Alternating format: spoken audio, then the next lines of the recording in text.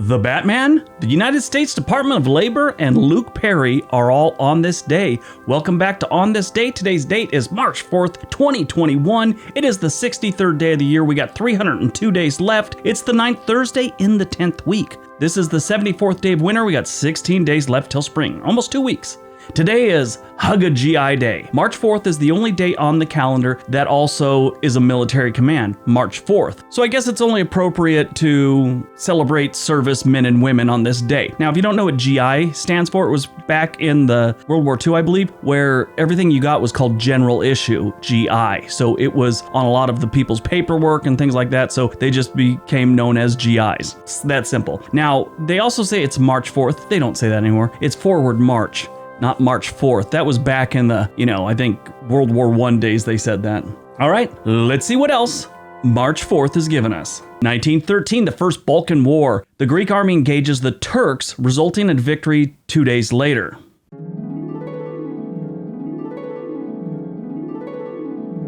1913, the United States Department of Labor is formed and signed into law by President Taft on his last day in office. A lot of people don't understand what the Department of Labor does and how important it actually is. To put it simply, a majority of the population would be paid less and would be injured or killed on the job more often than we already see it. The United States Department of Labor is a cabinet-level department of the U.S. federal government responsible for occupational safety, wage, and hour standards, unemployment insurance benefits, reemployment services, and some economic statistics. Many U.S. states have their own Department of Labor also. The department is headed by the Secretary of Labor, and like I said, it's a cabinet-level position, much like the Department of Defense, Department of Transportation, Agriculture, all those. Now, it was originally called the Department of Commerce and Labor. During the John F. Kennedy administration, they kind of realized that there was like 20 different offices for this department and no single building in Washington, D.C. for it. So he changed that. In the mid-60s, the construction of the new labor building began and construction was finished in 1975. Now, over the years, there's been many different attempts to break this department up for some reason. I know companies don't like it.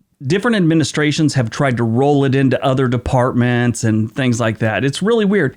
You wouldn't think it would be that embattled, but it has over the decades. Yes, but it was formed today, and it's a very important department. 1933, Franklin D. Roosevelt becomes the 32nd president of the United States. He was the last president to be inaugurated on March 4th. Yeah, so interesting fact about this, that's when it always used to be. March 4th was Inauguration Day, and then we changed it to January 6th. And some of these conspiracy theorists, like those QAnon people, they have so many different conspiracies all wrapped up into this, but a lot of them think that any president not inaugurated on March 4th is an illegitimate president. And they see Roosevelt as the last president because all the ones are false presidents because it wasn't March 4th. It's just weird. If you ever want to go down a very disturbing and confusing hole, try and read up what QAnon is.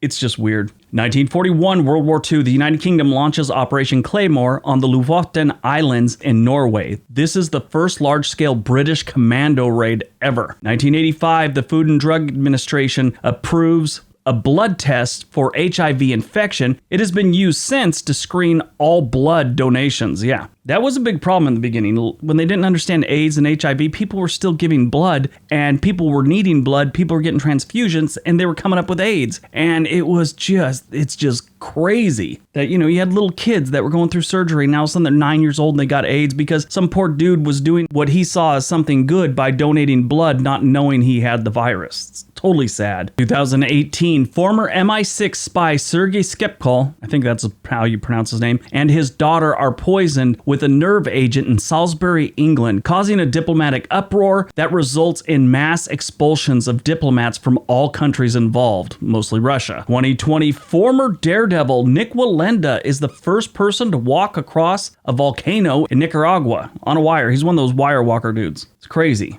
I really think it's kind of, I don't know. I remember these were a big deal when I was young. These wire walking guys and tightrope or whatever. Now, every time they do one, they have a leash on them so they don't fall off. There goes all the excitement, the chance that this guy might fall off and, fall 50 floors or whatever it is. I mean, I know his dad, that's how his dad died. There's horrible video of it. But now they have a safety strap around their waist and it trails behind them. It takes away the excitement a little bit, in my opinion. I mean, I believe in safety first, but a daredevil's not supposed to be living by that little creed. Movies released on March 4th. Here's a first for us here. We're actually going in the future instead of looking in the back. Next year, March 4th, 2022, the new Batman is out. Yeah, it's just called The Batman. We have a new one, too. They kicked old Ben Affleck to the curb and replaced him with Robert Pattinson of the Twilight series. Remember him? Yeah, he's a vampire. The love interest of that girl that doesn't act. She just has the weird look on her face, like she's troubled and a struggling artist. Yeah, I don't even know her name. Anyway, yeah, he's the new Batman. Myself, I think it's gonna suck. I hope not. I mean, I like the Batman series. I like the character, but I just don't see Pattinson pulling this one off.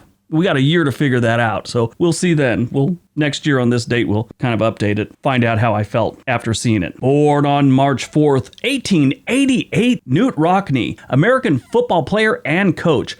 He's considered to be the greatest football coach in college history. His biography at the College Football Hall of Fame identifies him as, without question, America's most renowned coach. Rockne helped popularize the forward pass and made the Notre Dame Fighting Irish a major factor in college football. He died on March 31st, 1931 at the age of 43. He accomplished a lot in that short amount of time. Died on March 4th, 2019. We lost Luke Perry, American actor known for his work on Beverly Hills 90210 from 1990 to 1995. He also starred as Fred Andrews on the CW series Riverdale. He died at the age of 52 after suffering a massive stroke. It's too bad. I remember that happened. Didn't see that one coming. Out of nowhere. I guess that's how all strokes happen though, right?